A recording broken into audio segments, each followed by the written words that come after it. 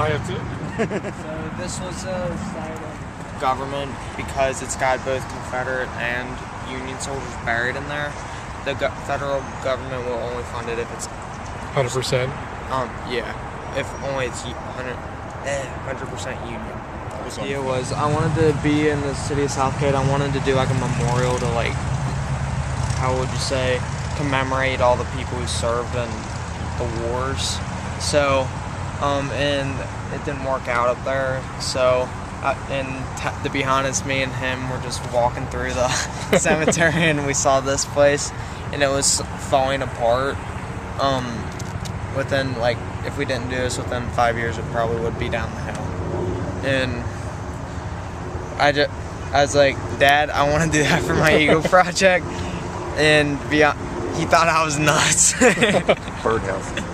Just you? There was 5 other ones that were dealing with cemeteries? Yeah. So we're kind of wondering, our group was kind of wondering, did we miss out on something? Is there a new merit badge that says Graveyards Incorporated or something? Yeah. It was just unique. Yeah. It was, I'm not gonna lie, it was pretty touchy work. Like, we had to be careful.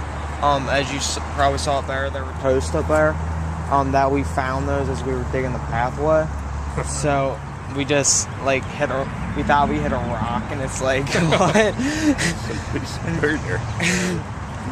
Fortunately, they put enough emphasis on the way you lined up the gravestones. Down on the Alexandria Pike. Yeah, probably that. Couldn't use the safety of the kids underneath the cannon. Because we also had another danger. The tree was up there. That tree's dead. Grave. That was part of the planning process, and we had to just kind of figure out what their ladders were. Take a shot at who's who. Well, that's what. Well, what we actually had to do was we had to get a piece of paper and get some chalk on it. Oh, okay. Put the piece of paper, add some chalk on it, and tried to find out what the letters were. So, and we had to do that twice. We had to do that more than twice. I remember I was cold. I was cold more than twice. Something about this 2 years prior to when he became an Eagle Scout, even before he even did the project. So he had pre-planning a long time before that. I came up with the idea when I was 13. It was 5 o'clock mass. Your age was 12 years old, and I was standing there with your mother. You ran up. We made a commitment to help him, but wanted to see the plan before that. He submitted a couple plans and draft to us to the P&T. My wife runs the park and tree board, so it makes it a lot easier. But also then I get to take a look at it to see what he was thinking about.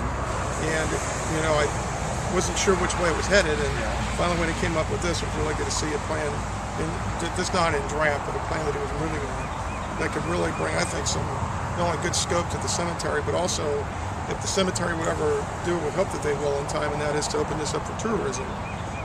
That not really make it a park, but a private park, if you will, for folks to walk through or tours for just some of the reasons we mentioned to you here with all the history. If they would use that, it could really be beneficial to them, I think. And this is one of those items that would really help them.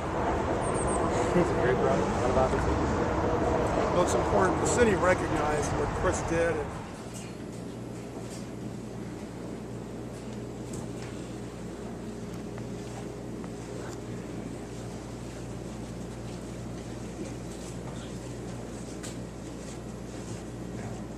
Color guard, halt.